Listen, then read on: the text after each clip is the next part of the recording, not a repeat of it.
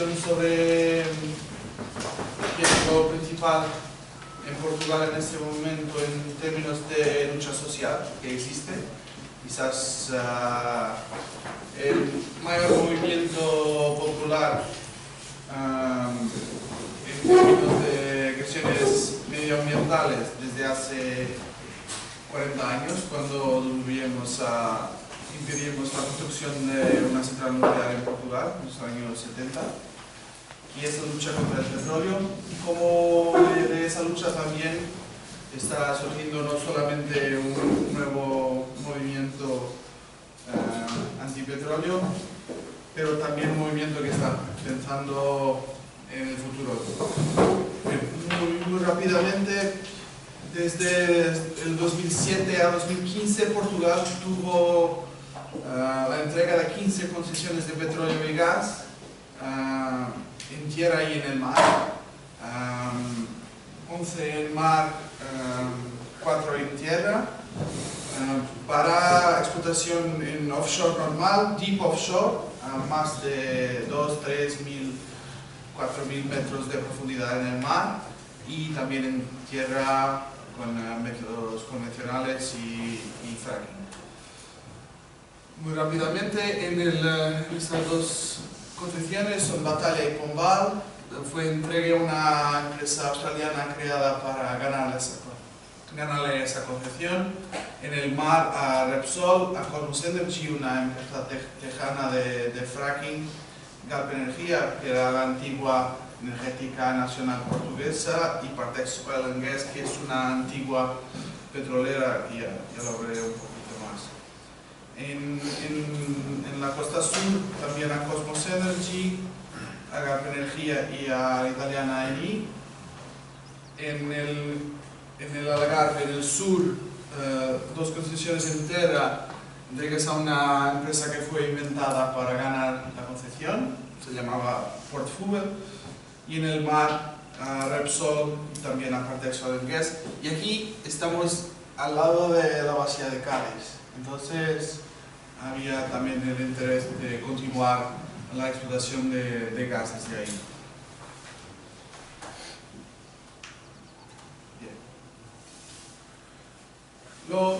Los impactos, no voy a hacer. He hecho una presentación como esta como unas 80 veces por todo Portugal.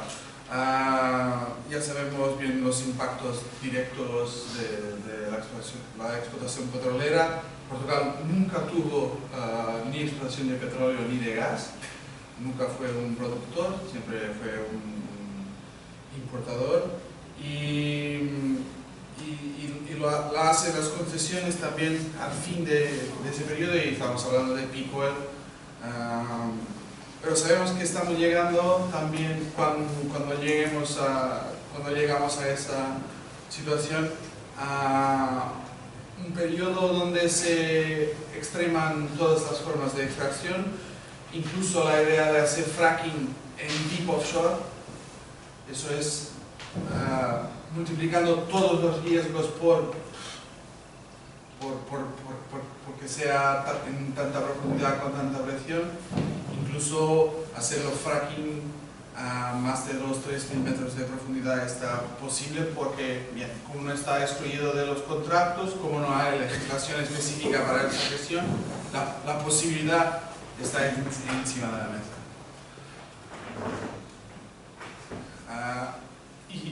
Y si parece difícil, en verdad, cuando miramos al Golfo de México, aquí fue el Deepwater Horizon, el accidente de BP, que estuvo 87 días perdiendo petróleo porque no lograban a 2.000 metros de profundidad las condiciones de operación con esa presión son casi imposibles y muy especializadas. Todos esos pozos rojos son de fracking en deep offshore. Eso es la multiplicación sucesiva de riesgos y casi la garantía que mucho más de mal va a pasar. de impactos directos en el sitio, ni hablo de cambio climático. En Portugal, quizás lo más grande dinamizador de ese proceso fue una fundación muy conocida de filantropía, de apoyo a la ciencia, a las artes, se llama Fundación Carlos Gulbenkian, que era un magnata turco-armenio que en los años, el inicio del siglo XX ha apoyado a empresas petroleras al inicio de la extracción de petróleo y que ha logrado quedarse con 5% de los contratos, todos de Medio Oriente. Entonces, bien, se quedó riquísimo el tío, el señor 5%. Y esa es su petrolera. En Portugal muy poca gente lo sabía. Estamos haciendo esa información también. Y en verdad continúan viviendo de rentas de petróleo y gas. Y ahora tienen incluso esas concesiones en Portugal. El último, en 2015, 2016, empezaron las noticias que iba a haber de facto explotación, agujeros planeados en el sur principalmente, en el verano, y fue incluso marcada la fecha del 1 de julio de 2016 de empezar un agujero de prospección a 50 kilómetros para el mar, en la área más occidental de Portugal, que fue, bien, no sé decir en castellano. Pospuesto, sí. Bueno, así es más pequeño. No fue posible porque, bien, ya hace 2 años, cuando fue eso, ya existía un movimiento popular muy fuerte en la zona del sur. Fue posible que presionaran a todos los alcaldes y toda la región del sur. 16 alcaldes se han pronunciado en contra de la prospección y la explotación de petróleo, incluso se han marchado a los tribunales a intentar frenarlo. Y al fin fue suspensa la explotación. Fue la primera gran victoria. Toda esa concesión todo ese proceso de concesiones fue hecho por un gobierno que, bien, como casi todos los gobiernos en el mundo, dicen que están muy preocupados por la cuestión del cambio climático, que son muy conscientes de los problemas, que que firman todos los acuerdos internacionales, protocolos, etc. Bien, y que reconocen en generalidad la relación directa entre la emisión de gases con efecto invernadero por quema de combustibles fósiles con el acento de temperatura, que reconocen que ya estamos en un periodo casi de lo que se llama runaway climate change, cambio climático locos. Y incluso también se reconoce que no es igual en todo el mundo, ¿no? Que ese aumento no es igual y está diferente en cada continente, y Portugal para aumentar el paradojo está como España, como Marruecos, en una región muy vulnerable, donde los efectos del cambio climático son magnificados, lo que significa que para un aumento ese teóricamente seguro de 2 grados, Portugal, España van a lograr 3, 4, 5 grados de incremento de temperatura. Para Portugal, para 2071 o 2100, los escenarios que tengo son de más 4 grados en general para el país y menos unos 10% de precipitación. Pero a veces, si no hay eventos más bien, después hay la cuestión de los feedbacks positivos y negativos de reacciones, que bien, cuando pasamos de determinada situación, hay otras cosas que entran en marcha, no es solo lineal.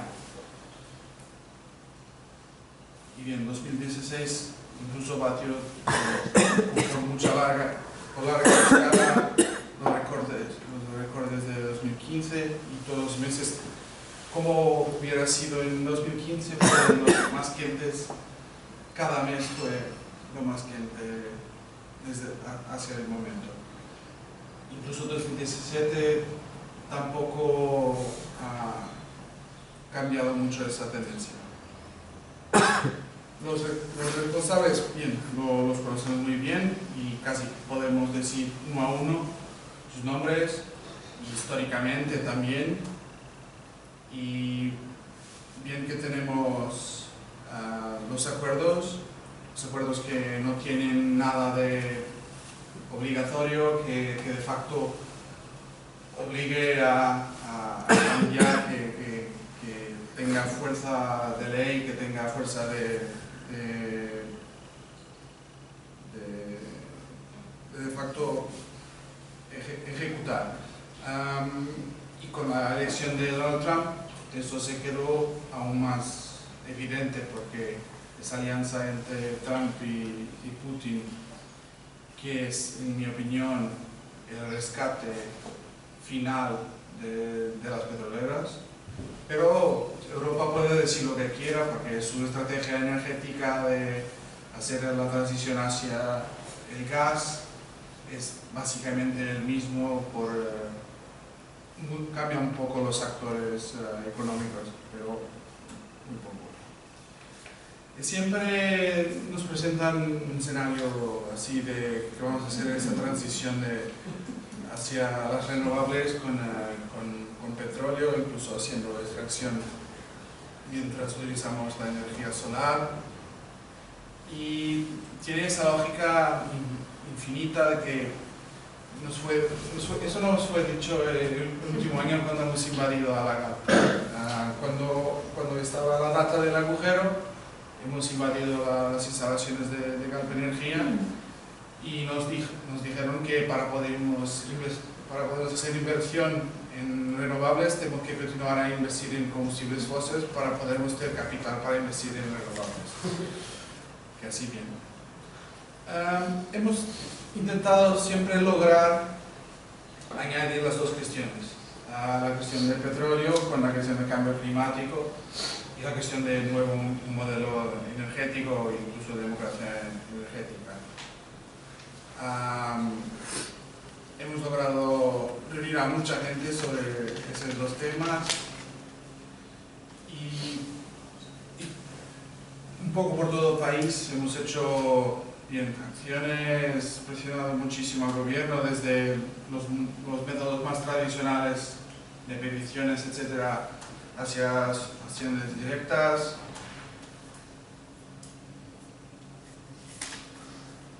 Y hemos logrado también provocar un conflicto entre los poderes locales y el gobierno central, y eso, en mi opinión, fue muy esencial en la estrategia.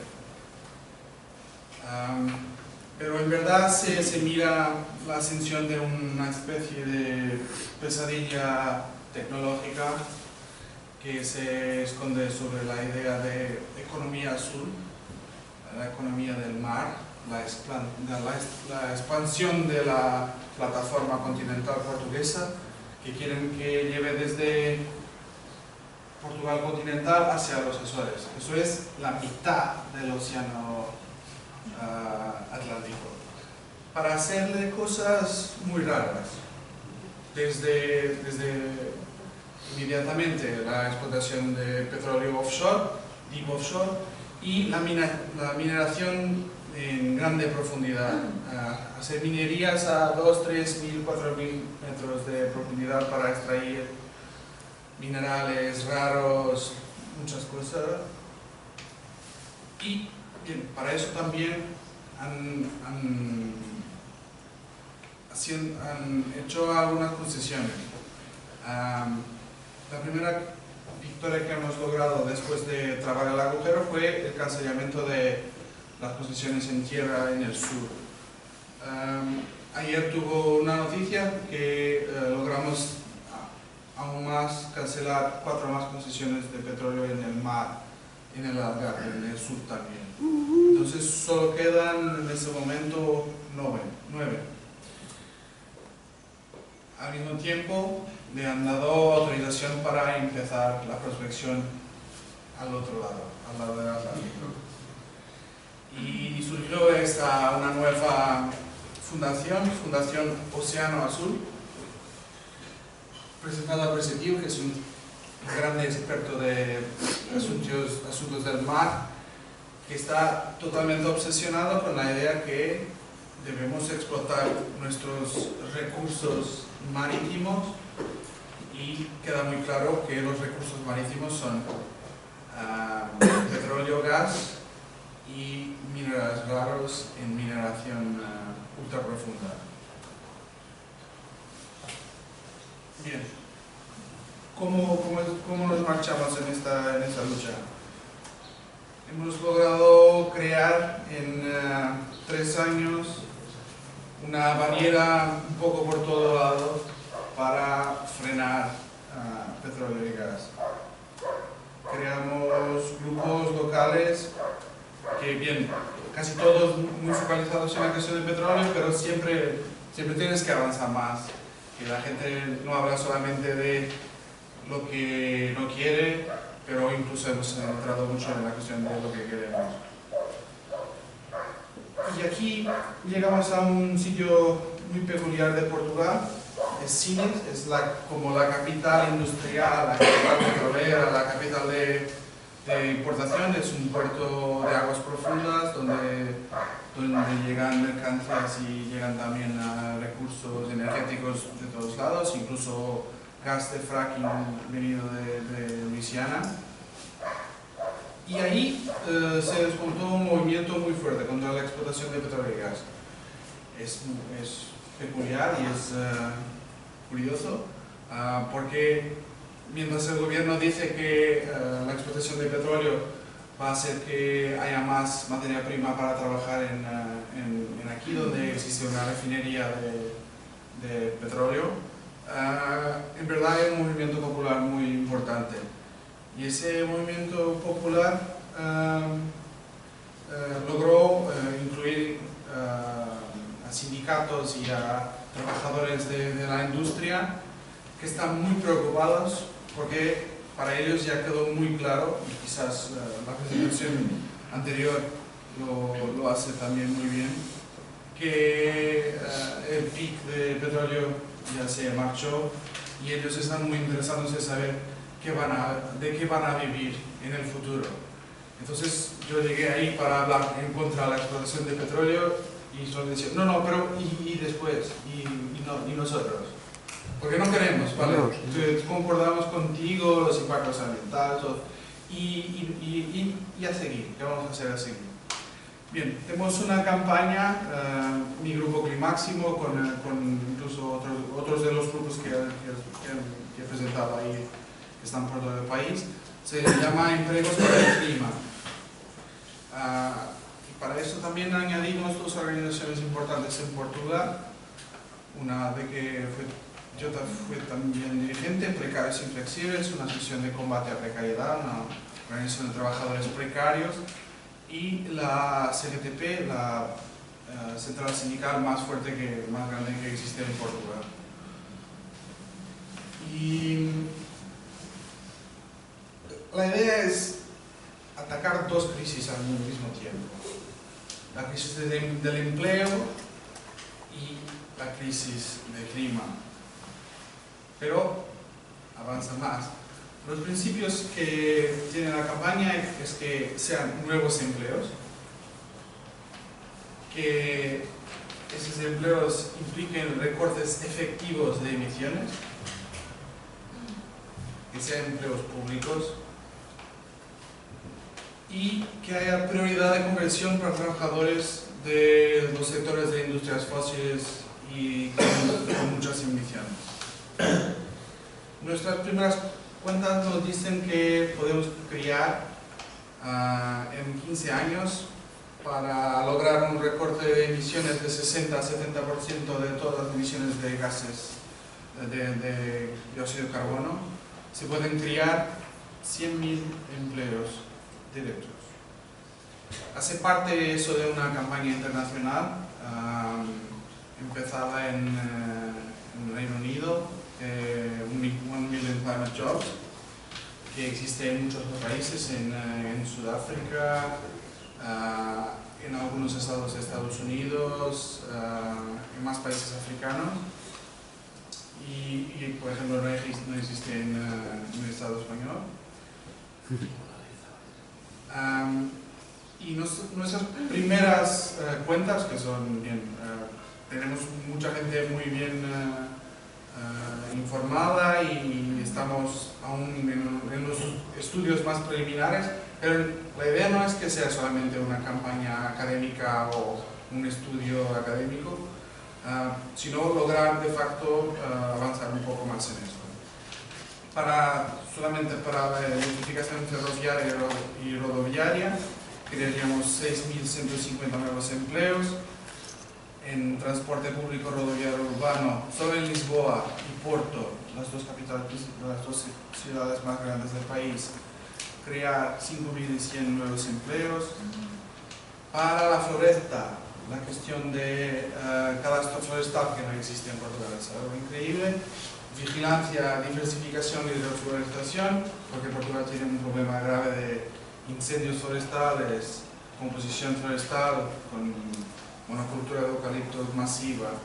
Ahí podríamos crear 21.000 nuevos empleos, y la cuestión de hacer una conversión total en términos de producción de energía eléctrica para renovables. Llegaríamos a 45.000 nuevos empleos en fotovoltaica, solar térmica, eólica onshore, offshore y oceánica, ondas. Eso nos permitiría un escenario de la producción primaria de 100% renovable en 2030. Y después aún queda agricultura, transporte, eficiencia energética, construcción.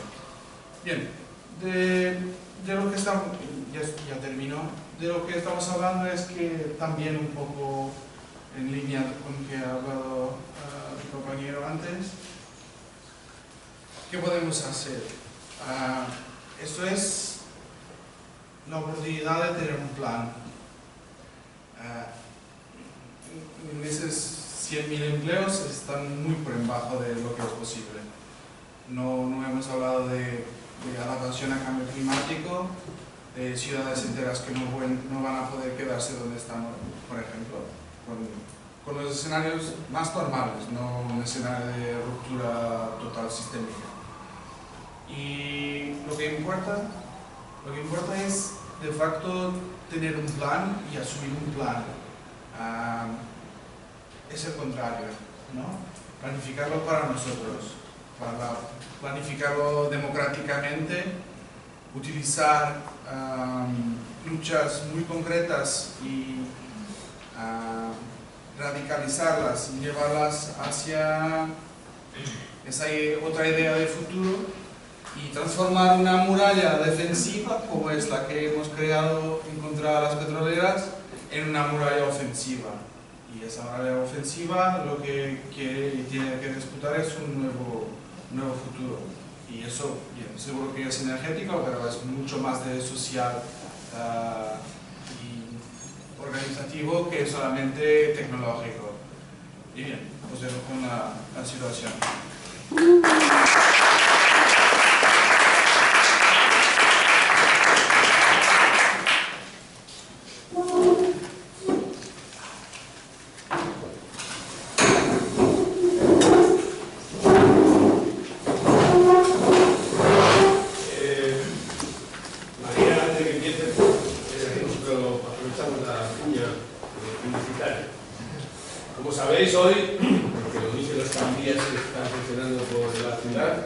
Hoy, el día 31, es el día de la Junta de Accionistas de Iberdrola.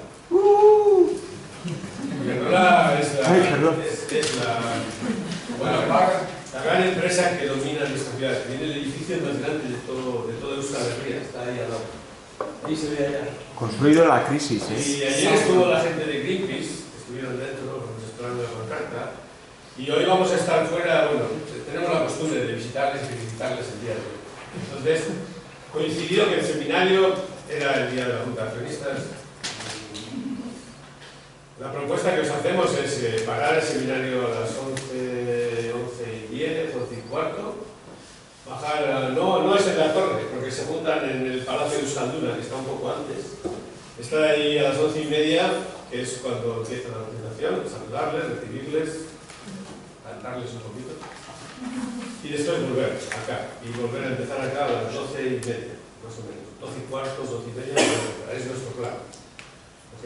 Estáis invitados a sentar, no es obligatorio, por supuesto, pero estáis invitados. Ese es nuestro plan, María. Buen día. Es que ricasco por haberme invitado una vez más. Mi presentación se centrará en la lucha que hemos tenido en Cataluña, pero en concreto contra la pobreza energética. Un poco explicaros cuál es el enfoque que le hemos dado nosotros a este tema y qué es lo que hemos hecho un poco en Cataluña, lo que estamos haciendo.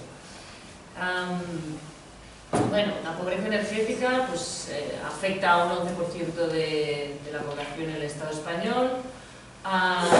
No hay una definición de qué significa pobreza energética. De hecho, según la Comisión Europea, eso lo tenemos que definir, lo tiene que definir cada Estado, ¿no? Pero nosotros al final lo definimos como la situación que tienen esas personas que no tienen garantizado el acceso a agua y a energía, ¿no? Y eso viene desde las personas que están ya en la situación límite de no puedo pagar mi factura, a la gente que, por ejemplo, sí paga su factura, pero a costa de no encender la calefacción en invierno, o la situación que sufren familias que, porque no pueden pagar, pues tienen que pinchar los suministros, ¿no? Todo esto es pobreza energética, ¿no? ¿Cómo afecta eso en la vida de la gente? Pues es muy obvio, ¿no? No permite vivir de una manera digna, y eso afecta a muchos aspectos de la vida, ¿no? O sea, desde, evidentemente, pues, el peligro en todos esos incendios asociados a la pobreza energética. De hecho, hubo un caso que ha sido muy mediático en Cataluña, en Reus, de una mujer que se llamaba Rosa, que el gas natural le cortó la luz, estaba viviendo con velas y eso generó un incendio que acabó pues con la muerte de Rosa, ¿no? Pero eso no es un caso aislado, lamentablemente. O sea, de hecho, en Cataluña, hace un par de años, el sindicato de bomberos denunciaba que 7 de cada 10 incendios podían estar relacionados con pobreza energética. Además, eso afecta, pues, evidentemente a la salud, ¿no? Que el otro día, ayer se comentaba también en el seminario, pues si tú no puedes mantener tu casa a una temperatura adecuada, evidentemente eso afecta a tu salud, a coger más enfermedades, etcétera, etcétera. Afecta también a la alimentación, ¿no? El no poder, por ejemplo, cocinar, calentar los alimentos, etcétera. Y a la educación, ¿no? Porque eso incluso algunas profesoras decían, ¿no? Depende de qué zonas de colegios de Barcelona, que los niños, por ejemplo, no podían hacer los deberes porque no tenían luz en su casa, por ejemplo, no podían estudiar, etc. O sea, que son cosas muy obvias, pero que yo creo que a veces no somos de todo conscientes de lo que significa para las familias estar en estas situaciones, ¿no? Las causas de la pobreza energética sí que están definidas a nivel internacional, se supone que son 3. La primera es el tema de la eficiencia energética, la falta de eficiencia energética, ¿no? Evidentemente, si tú vives en un piso que no está bien aislado, que las ventanas no cierran bien, eso afecta a la pobreza energética. ¿Cuál es el problema de esta causa, o cómo la han abordado desde las instituciones públicas sobre todo? Pues lo han enfocado mucho en la eficiencia energética de las personas, ¿no? Entonces, impulsar políticas que le dicen a la gente que sufre pobreza energética que es que consume demasiado, que tiene que reducir su consumo tal. Evidentemente hay que hacer eficiencia energética, pero cuidado con eso, porque al final lo que estamos haciendo es culpabilizar a esas familias que además se ha demostrado no tienen consumos elevados. Todo lo contrario, ¿no? O sea, por ejemplo, el Ayuntamiento de Sabadell hizo un estudio con las familias que había detectado que sufrían pobreza energética y eran las que consumían por debajo de la media, porque hacen muchos esfuerzos para no consumir, para intentar poder pagar esas facturas, ¿no? O sea, que el tema de la eficiencia energética es un tema, en la cuestión de la pobreza energética, que hay que ir con cuidado cómo se enfoca. La segunda causa es, evidentemente, los bajos ingresos familiares, ¿no? ¿Qué pasa aquí? Que entonces nos encontramos muchas veces en foros donde se habla de pobreza energética, que se dice que, claro, es una pobreza más, que estamos segmentando la pobreza, etcétera, etcétera. También cuidado con esa afirmación, porque entonces nos centramos solo en una cuestión de familias que no tienen recursos económicos, entonces lo enfocamos solo como políticas sociales, ¿no? ¿Qué hay que hacer? Pagarle las facturas a esta familia, etcétera, etcétera, y estamos perpetuando un modelo que no es, que de nuevo culpabiliza un poco a la familia. De hecho, yo muchas veces digo que a mí el concepto de pobreza energética no me gusta, que quizás me gusta más el que utilizan en Francia, que hablan de precariedad energética, ¿no? Que eso quizás define más a lo que nosotros nos queremos referir. Tercera causa, la subida de los precios de estos suministros, ¿no? Esto es obvio, lo hemos visto en el Estado español, pero nosotros no nos quedamos solo con esa idea de sí, los precios suben, las rentas bajas, la gente no puede pagar. Bueno, vamos un poco más allá y vamos a ver qué hay detrás de eso, por qué suben esos precios de esta manera tan exponencial, ¿no? Y entonces, si nosotros entramos en el modelo de gestión de estos servicios, ¿no? Por ejemplo, en Cataluña somos líderes en la privatización del agua, ¿no? El 84% de catalanes y catalanas estamos bajo gestión privada del agua. Evidentemente, en el tema de la energía todavía es peor, ¿no? En el Estado español, este es el mapa de la distribución eléctrica en el Estado español, ¿no? Como veis, Cataluña tenemos Endesa, aquí tenéis Iberdrola, etcétera, ¿no? Como las 5 empresas del oligopolio se reparten todo el territorio español, ¿no?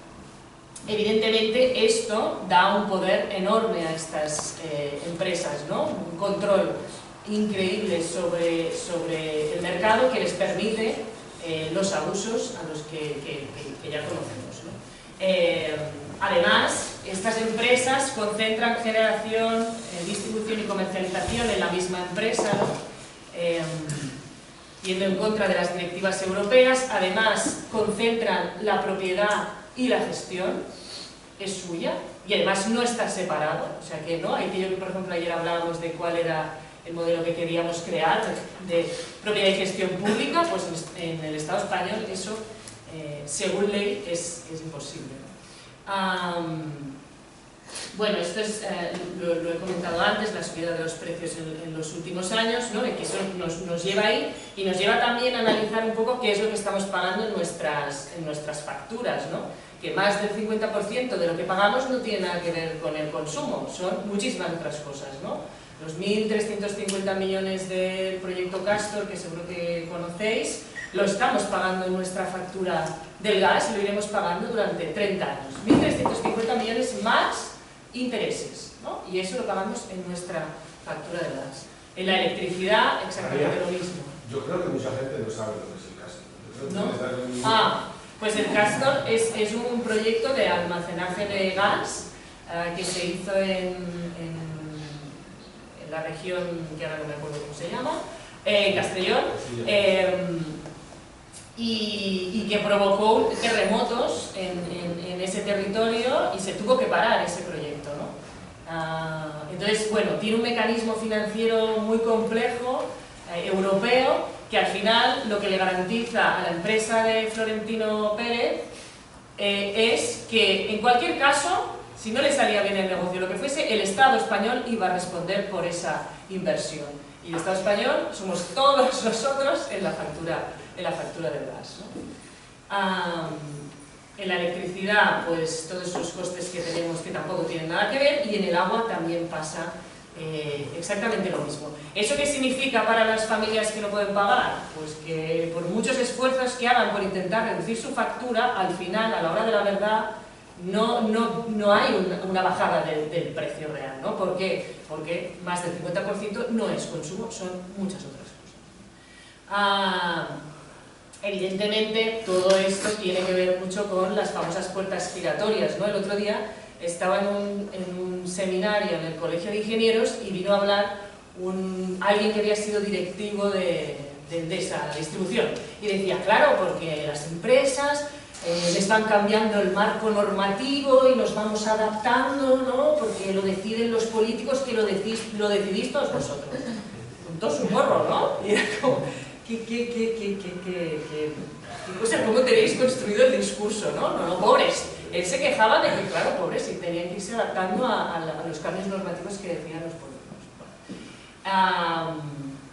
Evidentemente, además, son empresas con beneficios multimillonarios, ¿no? ¿Qué pasa?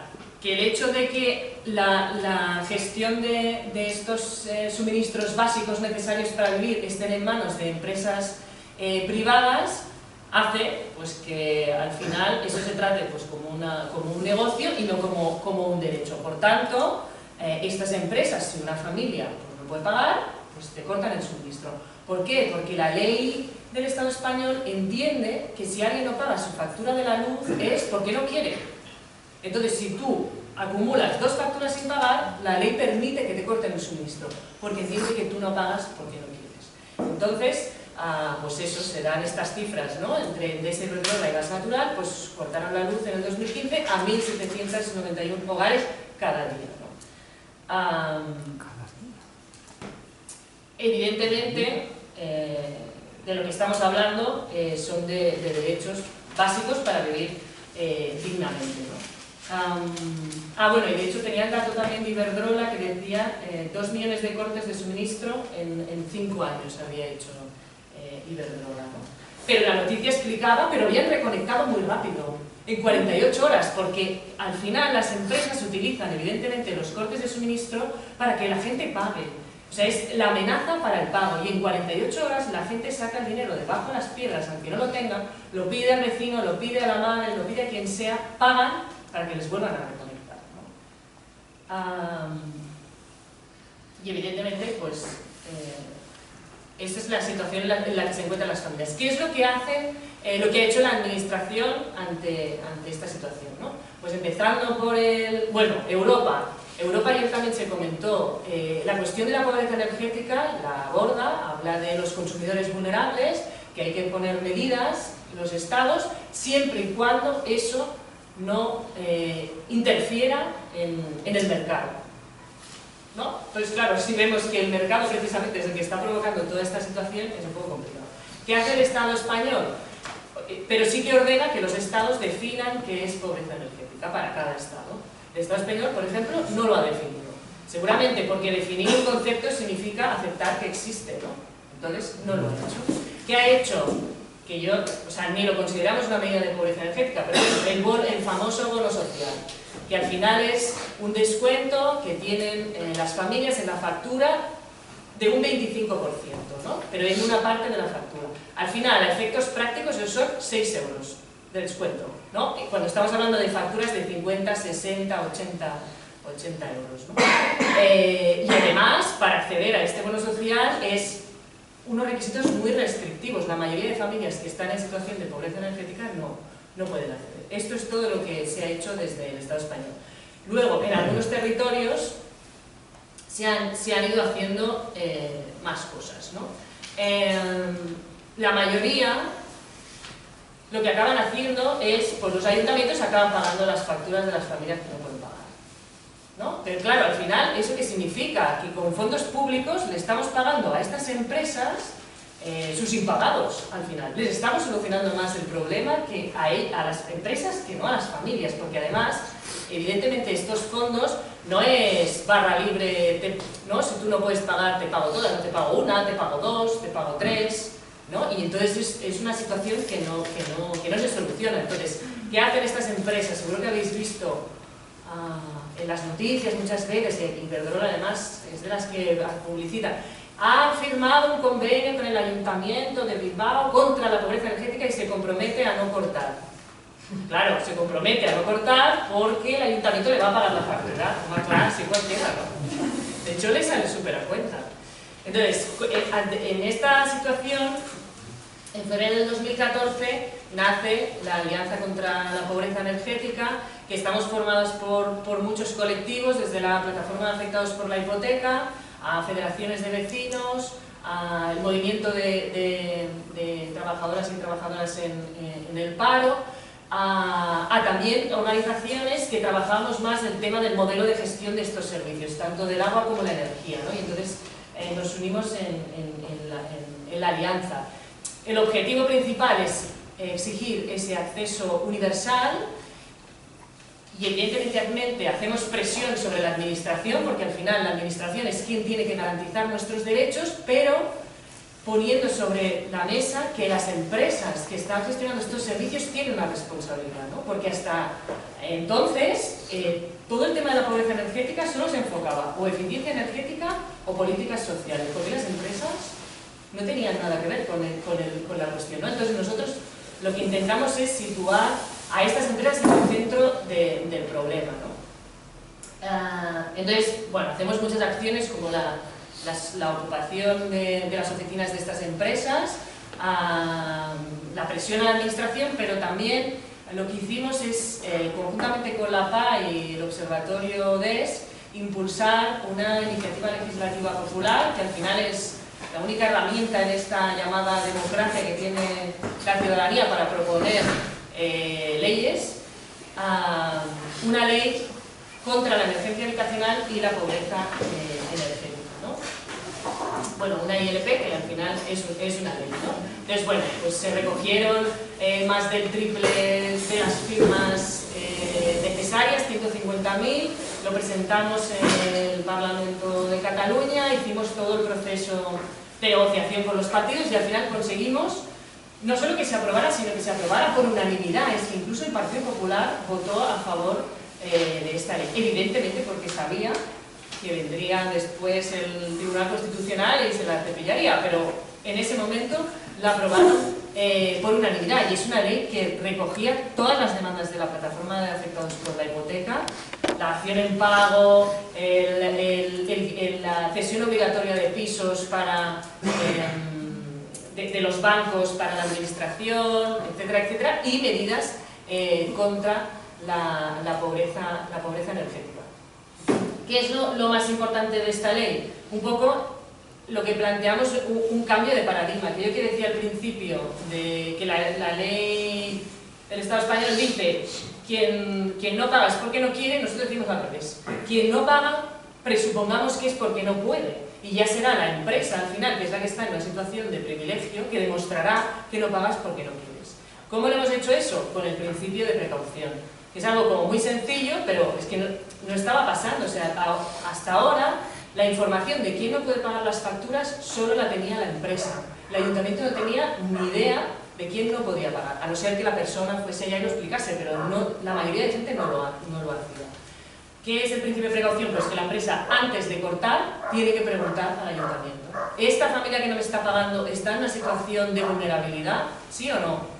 Y si no hace esa pregunta, no puede cortar, ¿vale? Y entonces, ¿qué pasa? El caso de Rosa por eso fue tan mediático, porque en Cataluña se podía haber evitado. Rosa iba a servicios sociales, si Gas Natural le hubiese preguntado al Ayuntamiento de Reus, el Ayuntamiento de Reus le ha dicho, sí, conozco a Rosa, está en esta situación, no le puedes cortar. Y todo lo que pasó después no hubiera pasado.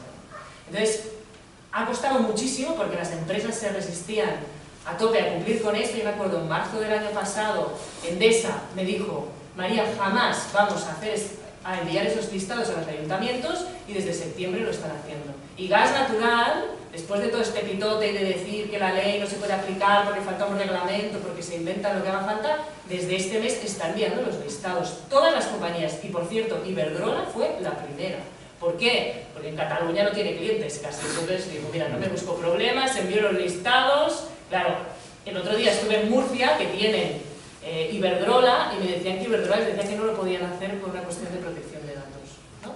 Les dije, ni de coña, o sea, en Cataluña lo están haciendo, o sea, que se lo tenéis que exigir, se lo pueden hacer con los 4 que tienen en Cataluña, lo tienen que poder hacer con todos los que tienen aquí, ¿no? Y la segunda parte es, vale, una vez hemos garantizado que esas personas no les cortamos, ¿qué pasa con la deuda? Porque esa gente, o sea, no le vamos a cortar, bien, tiene garantizado el suministro, pero no puede pagar. Entonces, bueno, nosotros siempre hemos dicho que estas deudas, quien las tiene que asumir, primero que son ilegítimas muchas, porque la manera que tienen de calcular las deudas, bueno, lo podemos comentar luego, pero es bastante espectacular, pero en todo caso, quien tiene que asumir eso, en primer término, son estas propias empresas, y además las empresas del oligopolio. Como no lo podíamos poner así en la ley porque no nos dejaron, dijimos que tenían que llegar a un acuerdo con la administración para que fuesen las empresas que asumiesen esa deuda. Llevamos 18 meses con la ley en vigor, hemos parado 39.000 cortes de suministro, pero todavía no se han firmado los convenios, porque las empresas pues, no quieren, porque ya saben que si en Cataluña aceptan poner un duro, lo van a tener que hacer en todo el resto del Estado español, ¿no? Vale, y la otra cuestión es que tienen que informar a las personas sobre cuáles son los derechos que contiene esta ley. Evidentemente, como decía antes, han habido muchísimos incumplimientos de la ley. Hemos encontrado una forma de sancionar a las empresas complicadísima, que tardará 2 años, porque además, como las empresas todo lo llevan a los tribunales, pues de aquí que tengamos una solución será de aquí 2 años cuando... Pero bueno, al menos las vamos presionando, hemos obligado a la Generalitat que haga inspecciones de oficio, porque se estaba esperando a que viniesen denuncias y ahora está siendo ya más proactiva. Y ahora estamos bueno, pues, exigiendo que se firmen esos convenios para que sean las empresas que asuman. Y por otro lado, evidentemente, esta ley no acaba con la pobreza energética. Esta ley es una ley para poner el problema sobre la mesa, para que empiece, o sea, evidentemente para parar la emergencia y los cortes de suministro, pero sobre todo para que haya una reflexión sobre el modelo de gestión de estos servicios que tenemos, que está demostrado que no funciona, porque está dejando a un 11% de la población en el Estado español sin acceso a estos suministros. Por tanto, debemos de empezar a pensar en otros modelos de gestión de estos servicios que sí tengan una vocación de servicio público, que sí garantice un acceso universal. En el agua lo tenemos muy claro, es un modelo público, con gestión, con participación ciudadana, es fácil, la competencia es municipal, bueno, fácil entre comillas, porque no es fácil remunicipalizar. En la energía es muchísimo más complejo, porque el marco legislativo está muy blindado, pero eso no quiere decir que sea imposible, ¿no? Yo también con la PA he aprendido mucho el nada es imposible, ¿no? El sí se puede y se tiene que encontrar la vía, pero nosotros tenemos claro, y lo que hemos intentado con toda esta campaña es poner sobre la mesa eso, que ese modelo no funciona y que hemos de trabajar por otro. Quería explicaros más cosas como el asesoramiento colectivo, pero bueno, eso ya si no en el debate lo puedo contar. Gracias.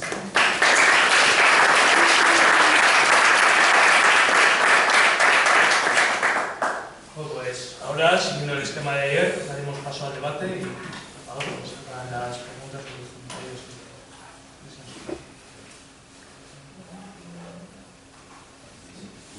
Una pregunta para Manuel sobre lo que ha explicado de la inevitabilidad del colapso y que se dará de alguna u otra manera. Yo lo que quería preguntar es, puesto que al final, y viendo lo que decía Xavier ayer, todo ese consumo se basa en última instancia en la demanda que tenemos los ciudadanos, en la gran masa social. Entonces yo creo que ahí es incuestionable el papel que tenemos todos en realmente el que se ha dirigido de una manera u otra, más allá de lo que puedan hacer los gobiernos, porque somos nosotros los que realmente, si somos capaces de comprar ese mensaje y actuar de forma consecuente a lo que tenemos delante y de creernos esa escasez, yo creo que tenemos mucho que decir en cómo gestionarlo, más allá de un poco el planteamiento político que se haga a otros niveles. Entonces mi pregunta sería, siendo conscientes de eso y viendo que igual en este pequeño grupo podemos tenerlo bastante interiorizado, quería saber cuál es tu reflexión sobre las posibilidades que tenemos de que ese debate y esa interiorización llevarla a lo que sería a la masa social, ya que esto sea, digamos, compartido por la gente que está fuera de esta sala y de cierto modo que la gente no se lo crea en el momento, en la reflexión en caliente, sino que en ese momento frío del día a día actúe de una forma consecuente para, digamos, no sé, pueda tener un efecto significativo. Sobre todo me refiero a esa aceptación por parte de un grupo social mucho más amplio, para que eso realmente tenga efecto.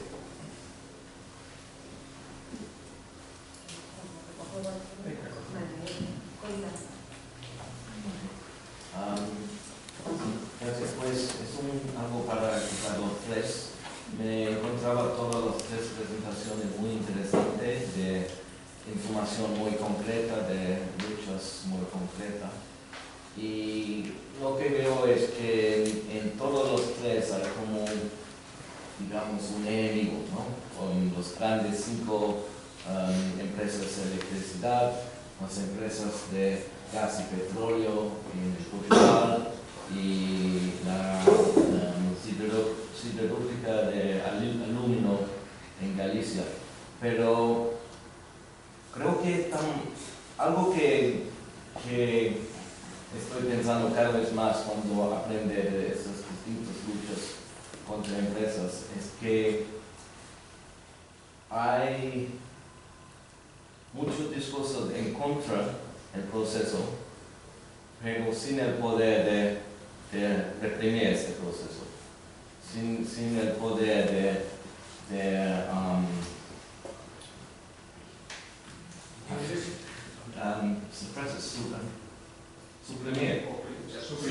suprimir este proceso. Y mi pregunta es si hay también luchas para cambiar esas relaciones de propiedad, si hay luchas para nacionalizar estas 5 empresas de electricidad, si hay campañas para nacionalizar estas empresas de petróleo y gas y de aluminio, porque creo que es una etapa necesaria para establecer el poder suficiente para imponerse una transición, porque no se puede planificar el futuro de la economía si no primero tiene control de la economía. Así que es mi pregunta a los tres. Pues un poco con lo que acaba de comentar Colle también, me quería plantear, bueno, estando en Brasil, ahí tienen el yacimiento de Presal, no sé si sabéis, que acaban de encontrar, ¿no? Bueno, han encontrado, y según las últimas, bueno, datos, hay como energía para 5 años de todo el mundo metido ahí en el Presal, ¿no? Y ahora en Brasil la situación es, está Petrobras, que es medio pública, ¿no? Y están intentando, por otro lado, después del golpe de Temer, desnacionalizar, ¿no? Porque Petrobras desnacionalizar Petrobras para que las grandes empresas se lo lleven. Entonces, la lucha allí, yo claro, veía el caso de Joao de Portugal, no, a nadie se le ocurre decir, no, dejamos esta, o sea, hay que dejarlo debajo de la tierra, sino esta energía pertenece a Brasil, ¿no? Y se va a utilizar para educación, para sanidad y, o sea, Petrobras es como un activo de Lula y en este caso Temer lo quiere deshacer, ¿no? Entonces, que desde la izquierda, ¿no? ¿Qué se puede plantear en un caso como ese que dices, la lucha es nacionalizar, ¿no? Intentar seguir nacionalizando ese petróleo y utilizarlo para fines sociales, que también tiene su trampa, o, bueno, pues no, hay que dejarlo en el suelo y se lo quedan las grandes empresas, ¿no? Después de desnacionalizar Petrobras, ¿no? Entonces, esa dicotomía, a ver cómo se veía desde, igual desde, ¿no? Pues tú puedes el caso de Yasuni también un poco, ¿no? Pero ¿qué se puede hacer? Y yo lo que vi ahí en Brasil fue que los movimientos sociales y tal estaban por, no, el petróleo es nuestro y tenemos que hacer nosotros lo que queremos con el petróleo, pero lo vamos a utilizar porque es un recurso, ¿no? Entonces esa era un poco la reflexión, pregunta que hacía. Yo quería hacer una reflexión de las 3 intervenciones que habéis hecho, más que una pregunta, una reflexión que me ha fluido, y es que tengo mi sensación, emocionalmente, ¿no? Que tenemos una mirada excesivamente egocentrista, ¿no? Diría yo incluso masculina, ¿no? Pues, es como me siento yo, ¿no? Estamos mirándonos con exceso celo el ombligo. ¿Y a qué me refiero? Pues de las 3 intervenciones, por un lado, por ejemplo, cuando se habla de ecofascismo, ¿no? Que, bueno, no lo voy a explicar, ya lo conocemos, yo en este foro, igual fuera no lo explicaría así, pero tengo la sensación a veces que habría que empezar a definir el ecofascismo como que tenemos miedo que hagan con nosotras lo que ya hemos hecho con otros, ¿no? Que no se suele definir así, porque realmente ¿qué es eso, no? Nos da miedo que nos desarmen esta vida, este modelo social, como hemos hecho eso en otros lugares. A nivel global, ¿no? Y a nivel local, lo que has estado explicando del precio de la energía, ¿no? Me fluye la misma sensación. La mitad de la factura no es el consumo, es correcto, generalizando, ¿no? Lo comparto. Pues es todo ese gasto hospitalario, Castor, los sueldos, la corrupción política, etc. Pero también es cierto que en la factura, en esa otra mitad, no estamos pagando los costes reales de la energía. Es decir, yo aquí voy a decir lo contrario. Creo que la energía es excesivamente barata. Realmente tendría que ser más cara. Si incluimos los costes sociales, económicos justos, ¿no? Si queréis lo digo de una forma más romántica. Cuando se habla de energía solar, ¿no? Fotovoltaica, el autoconsumo,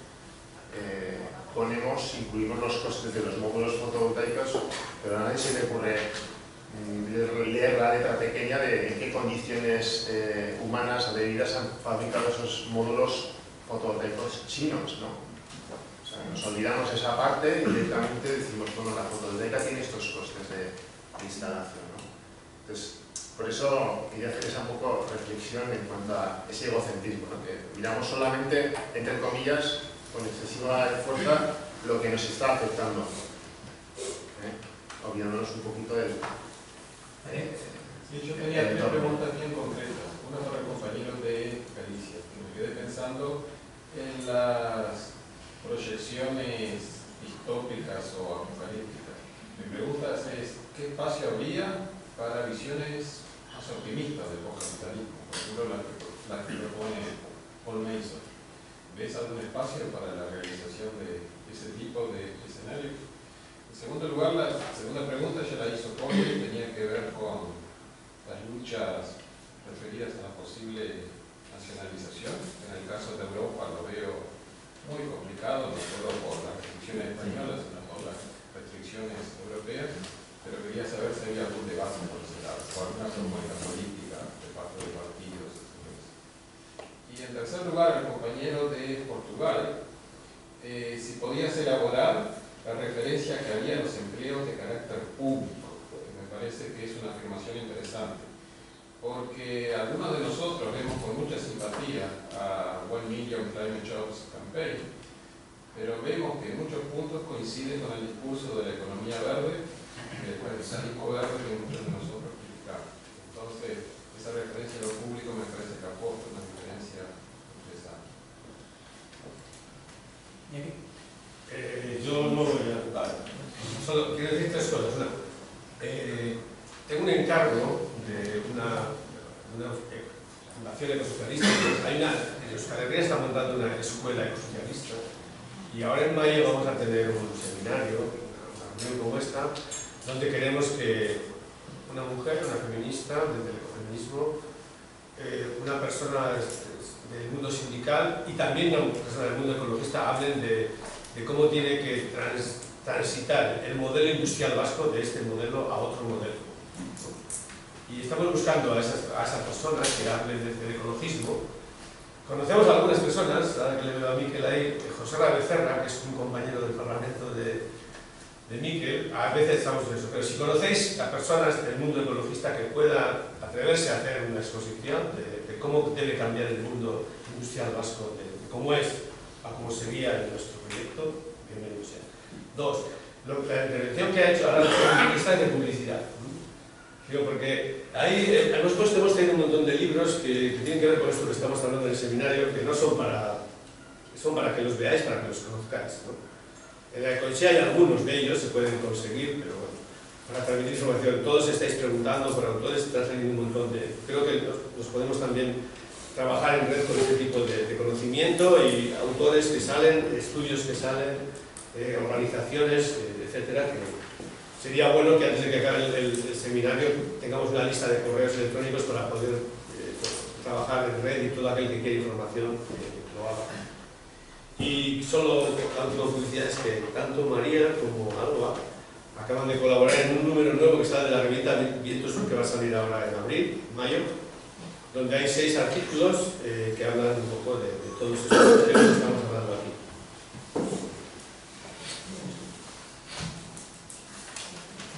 Empiezo yo contestando a todas las que me han aludido, intentaré ser breve para no robar a los compañeros del turno. Voy a empezar por la última, voy a ir hacia atrás, porque decía Daniel. No me he quedado con el nombre de Paul Mason. Paul Mason. No conozco las propuestas de este autor, pero sí que existe espacio. Sí que existe espacio, en nuestra opinión, aunque sea un espacio muy pequeño para ese otro postcapitalismo.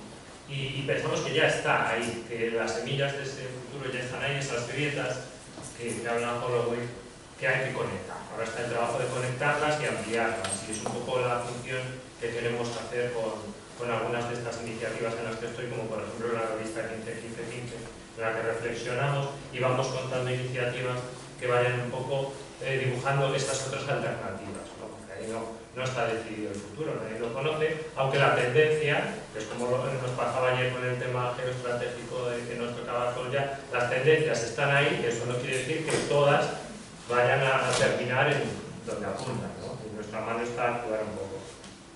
En cuanto a lo que decía Xavier, relacionando el ecofascismo con el egoísmo, yo no estoy de acuerdo, porque parece como que nos va a tocar a nosotros ser las víctimas del ecofascismo, ¿no? Posiblemente seamos los actores.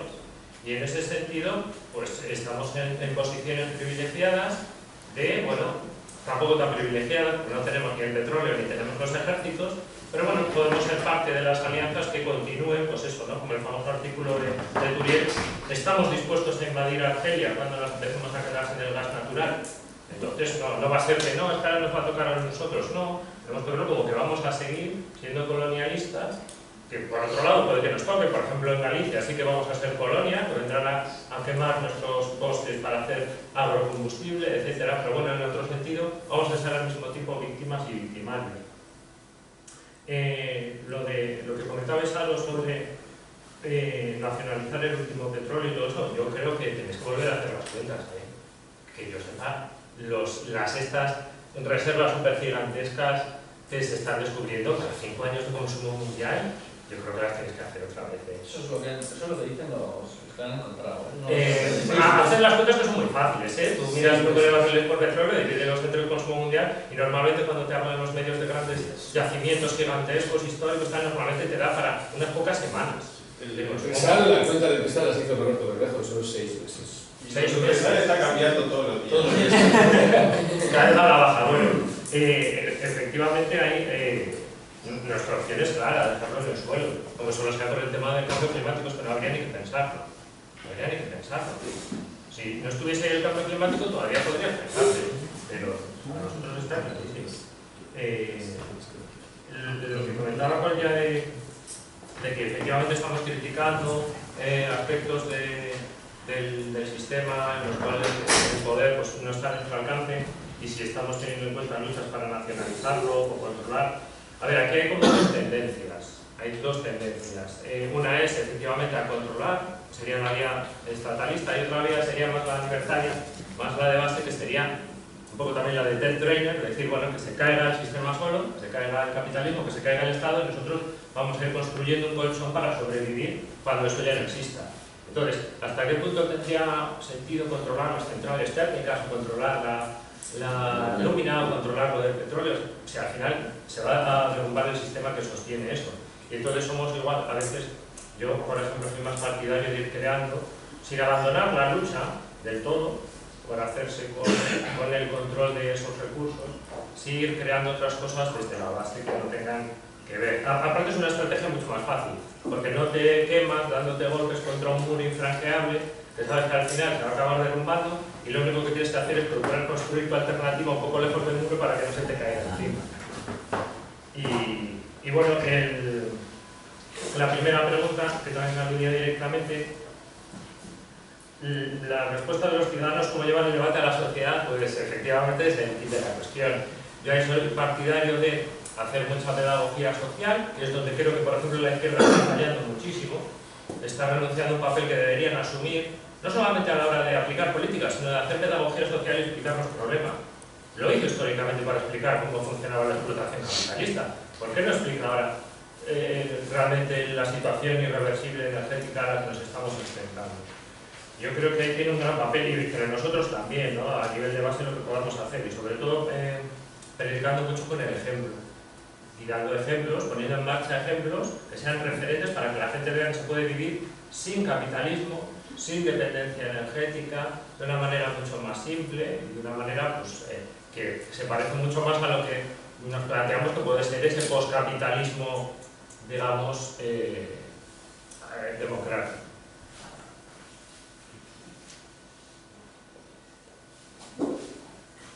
Para empezar, no hago ningún análisis aquí que no sea sobre el monstruo que está sobre nosotros, que es la cuestión del cambio climático. Entonces, para mí, cualquier solución que incluya continuar a agudizar la cuestión. Yo cuando he empezado a leer sobre el cambio climático hace 15 años, me quedé deprimido por 5 años, que no podía hablar de ese tema, porque estaba desesperado. Me hacía falta mucha preparación política para lidiar con las consecuencias de lo que estaba pasando. Entonces, para mí me queda muy sencillo que la cuestión de nacionalización de petroleras, pues si fuera para cerrarlas, las nacionalizabas y las cerrabas. Para mí, cuando hablo de nacionalización, porque, bien, seguro que estamos en un marco diferente, estamos en Europa, la cuestión de falta de redes energéticas no está tan evidente como en otros lados del mundo, pero incluso en esos otros lados del mundo no puede ser el mismo modelo que ha sido seguido hasta ahora, porque bien, ya sabemos muy bien qué tipo de amenaza provoca el cambio climático, y cuando se habla de 4 grados, eso significa que Portugal, España, etcétera, van a ser zonas mucho poco habitables. Tendrán algunas regiones donde se pueda vivir, muy caras, y el resto bien. Más 4 grados es un infierno. No hemos experimentado eso en los últimos 800.000 años. Para eso, incluso la idea de empleos por el clima es la otra respuesta posible. Incluso la idea de que sean públicos. Y ahí sí estamos creando algo público, nacional, de soberanía. Y si, bien, estamos hablando de estos primeros estudios que dicen 100.000 personas. Eso sería quizás el tercer ministerio más grande del Estado. Tendría un número más grande de funcionarios. Y así, bien, es inventar una nacionalización. No es una empresa, puede ser un ministerio, un servicio nacional como para ese tema. Y la cuestión de que sean públicos es exactamente por lo que has dicho, porque no son empleos verdes. Esa idea de capitalismo verde no nos interesa para nada. El objetivo de ese empleo no es crear dinero, es crear recortes de emisiones. Y si avanzamos para la idea de adaptación, es adaptar territorios. Entonces, el objetivo no es lo intermedio, es hacer algo que produzca un efecto muy concreto. Y también que sean nuevos. Eso es, no vamos a hacer rebranding de empleos que ya existen, y no estamos creando nuevas áreas de negocio. Estamos creando acciones para objetivos muy concretos de recortes de emisiones. Verdaderos, claro.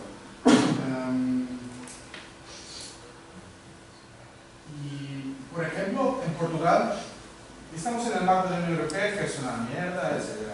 En Portugal tenemos un gobierno un poco diferente del normal de la Unión Europea y hemos logrado arreglar la regularización de 100.000 precarios que trabajaban para el Estado y van a ser funcionarios del Estado. 100.000 en ese marco de la Unión Europea. Entonces, creo que es posible pensar avanzar. Estamos muy presos en nuestras limitaciones. Intentamos, no funciona, intentamos una otra vez, intentamos de otra manera. Incluso vamos a proponer en las próximas semanas, debería ser hoy, vamos a proponer la prohibición de prospección y explotación de petróleo, gas y carbón en Portugal. No va a lograr, no va a avanzar, va a ser, pero la idea es crear ideas, crear debate, porque necesitamos para más tarde avanzar con la idea de recortes también de utilización, no solo de producción. Esa dicotomía que existe en Brasil también con la Petrobras, de utilizar para salud, educación, es que estamos hablando de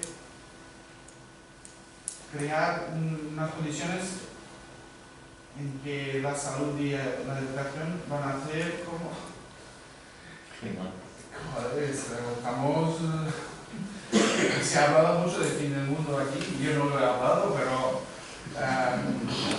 la continuación de la explotación de petróleo y gas es garantizarlo, no es dejar la posibilidad, es garantizarlo.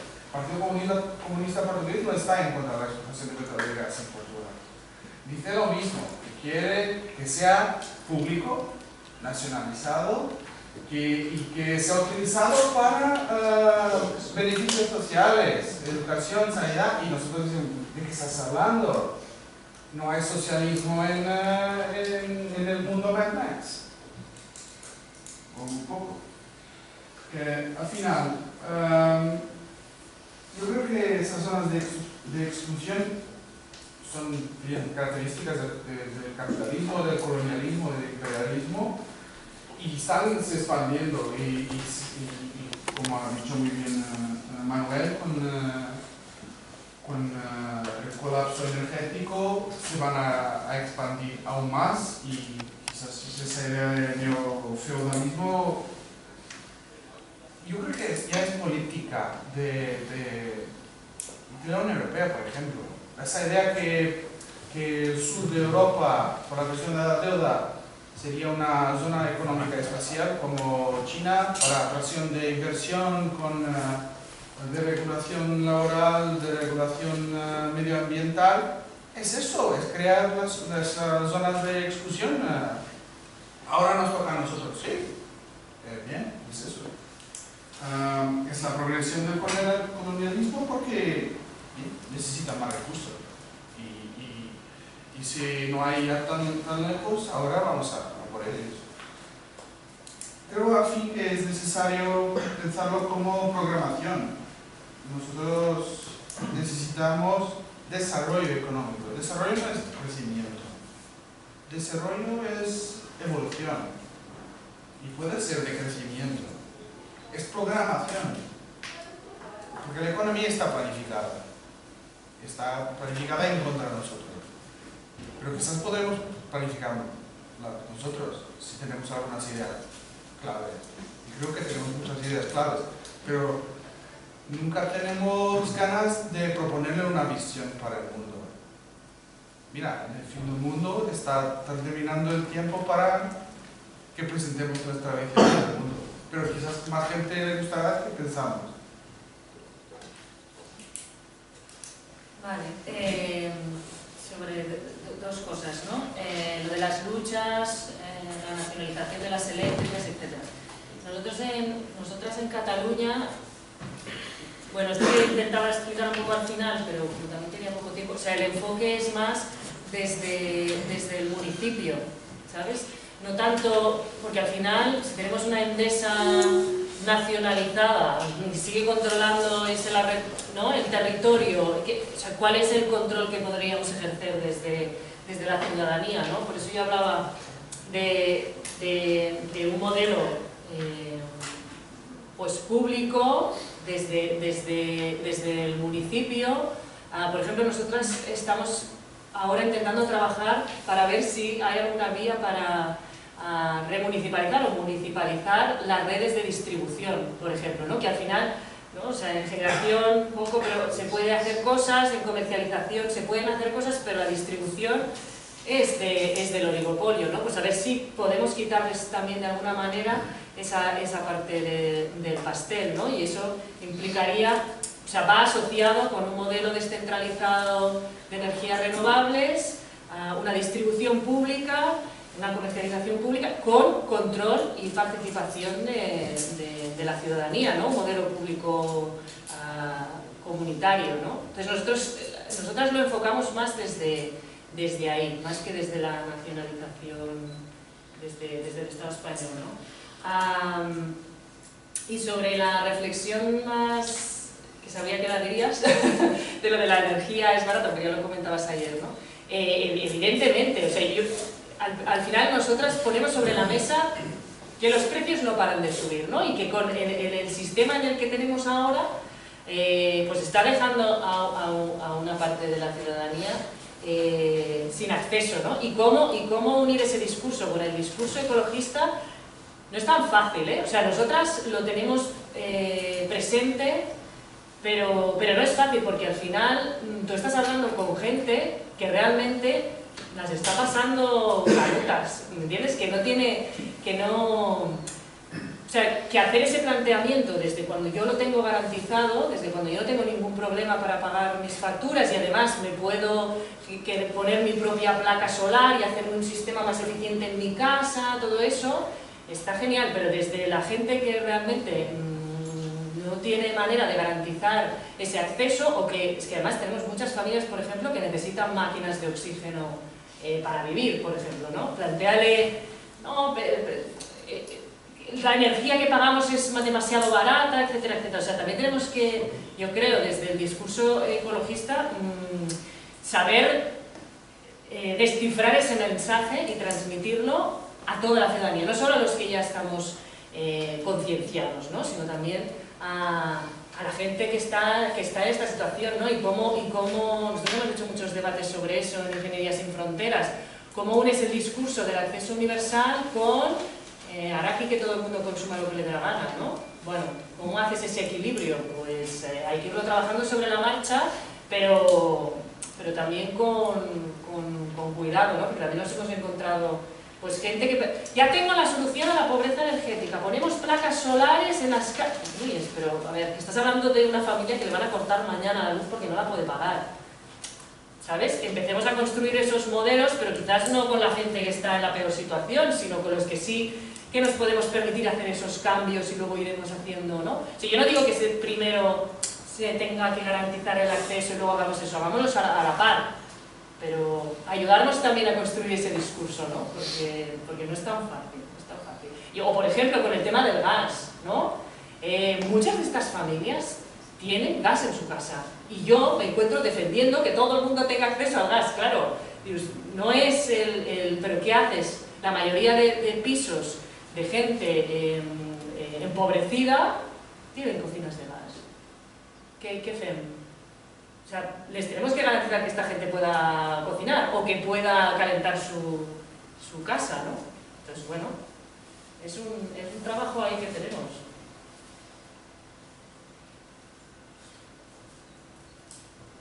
Quizás pueda ayudar, el señor Galán creo que es 2.000 euros a la hora que está cobrando, ¿no? Y que un poco los que están enriqueciendo, ¿no? Pues son otros, gracias a que a unos les cortan la luz y que a otros pues nos contaminan, nos echan, ¿no? Entonces igual podemos ir y decírselo ahora.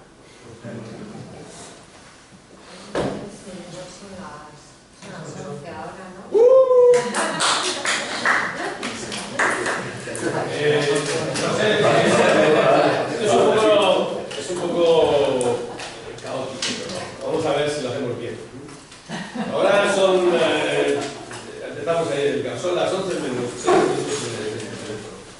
Empieza el Mad Max. La idea es la concentración que está convocada a las 11:30.